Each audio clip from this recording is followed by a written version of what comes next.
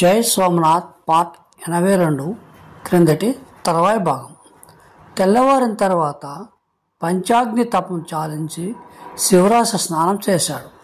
పరమేశ్వరుని దర్శనం చేసుకుని బిల్వపత్రాలు సమర్పించి తన నివాసానికి వచ్చేసరికి సిద్ధేశ్వరుడు భోజనం సిద్ధం చేశాడు. నేటి తపస్సుతో అతని మనసులోని అనేక వికారాలు తొలగిపోయాయి. చోళ రూపంలో త్రిపుర సుందరి తానై కోట అంతటా తిరుగుతున్నది. అతనికి గట్టి నమ్మకం ఏర్పడింది. తాను ఆమెను పూజించినదే ఆ అమీరు ఓడడు, ఈ బాధలు తొలగవు అని కూడా స్పష్టంగా అతనికి స్ఫురించింది. ఈ పూజాదులు అయిన పిమ్మట మహామాయ చోళలోంచి దిగిపోతుంది.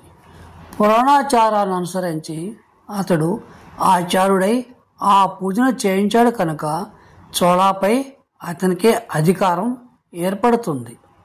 అది తప్పనిసరి అని అపరిహార్యమని అతనికి తోచింది. కామక్రోధ మోహాదులను తాను జయించాడు. ఇక ఇందులో తప్పేమిటి? తన జీవితమే త్యాగపూర్ణము. త్రిపుర సుందరి పూజకు ఎంత త్యాగాన్ని చేయడానికైనా సిద్ధమే. అలా సిద్ధపడటమే తన కర్తవ్యం. ఇక అతడు నెమ్మదిగా పరమేశ్వరుని మందిరంలోకి వెళ్ళి ఒక స్తంభం చాటున నక్కి కూర్చున్నాడు. శివమూర్తికి ఎదురుగా ఒక నేతి దీపం వెలుగుతుంది. కొద్దిసేపటికి చోళ బెదురుతూ వచ్చింది. సాష్టాంగంగా నమస్కరించింది. కొద్దిసేపు నృత్యం చేసింది. శివరాశి ఆమె అవయవ సౌందర్యాన్ని ఊహించుకున్నాడు. చోళ సౌందర్యం చోళాది కాదు, మహామాయుధ సౌందర్యం.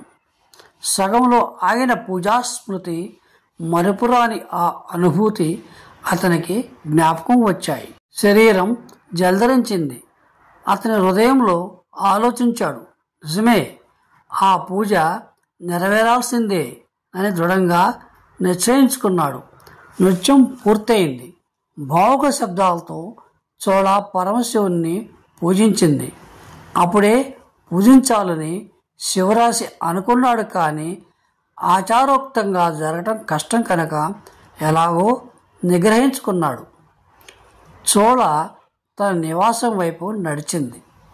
శివరాశి వెనకనే నెమ్మదిగా నడిచాడు. అతని మనస్సు ఎల్లప్పుడూ ఎప్పుడు ఎలా సగంలో ఆగిన పూజను పూర్తి చేయడమా అని ఘోషిస్తుండేది. చీకటిలో కూడా మహామాయ పాద మంజీర ధ్వని అతని చెవులకు తృప్తి చేకూరుస్తున్నది. చోళ దుందుడుకుగా పరిగెడుతూ మేడపైకి వెళ్ళింది. కాళ్ళల్లో రెక్కలు మొలిచినట్లున్నదా పరిగెత్తడం. నిజమే, మహామాయ కాళ్లకు రెక్కలు లేనిచో మరెవరికి ఉంటాయి? చోళ భీమదేవుని గది వైపు తిరిగింది. శివరాశి ఆశ్చర్యంతో చీకటి నీడలో నెమ్మదిగా గోడను ఆనుకుని వెంబడించాడు. కారణం లేనిదే మహామాయ అలా వెళ్ళదు. చోళ గది పక్కగా మిద్దిపైకి ఎక్కి ఆ వైపు మిద్ది మీదకి వెళ్ళింది. రాశి కూడా వెనకనే వెళ్ళాడు. అక్కడ చీకటిలో ఒక వ్యక్తి నిల్చున్నాడు. భీమదేవుడే. భీమదేవుడు కాక అంతటి బలిష్టమైన పురుషుడు ఇంకెవరు? రాశి చూరు కింద నిల్చొని చూచాడు. స్వామి, ఎక్కడున్నారు అన్నది ఉత్సాహంగా. నెమ్మదిగా చోళ, ఇదిగో నీ కోసం ఎదురు చూస్తున్నాను. భీమదేవుని స్వరం వినిపించింది. రెండు నల్లని నీడలు కలిసిపోయాయి, ఒకటైనాయి. ఏదో అస్పష్టమైన ధ్వని ఆ నిశ్శబ్ద నిశీధ వాతావరణాన్ని భేదిస్తూ శివరాశి చెవులకు వినిపించింది. అతని శరీరం గగురు పొడిచింది. క్రోధాగ్ని బగ్గున మండింది. హృదయంలో 1000 కీలలతో అగ్నిపర్వతం బ్రద్దలైంది. అతని కళ్ళ ముందే ఎవడు ఎన్నడూ చేయ సాహసించని మహాపాపం జరుగుతున్నది. భీమదేవుని పెదవులు మహామాయ జగజ్జనని త్రిపుర సుందరి రూపమైన చోళా పెదవులను స్పృశించటమా?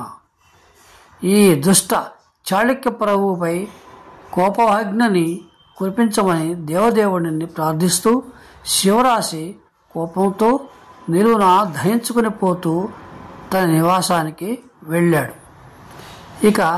ఇక ఆ అధమునికి పాపికి ఒక్క క్షణం జీవించి ఉండడానికి కూడా అధికారం లేదు. స్వశేషం.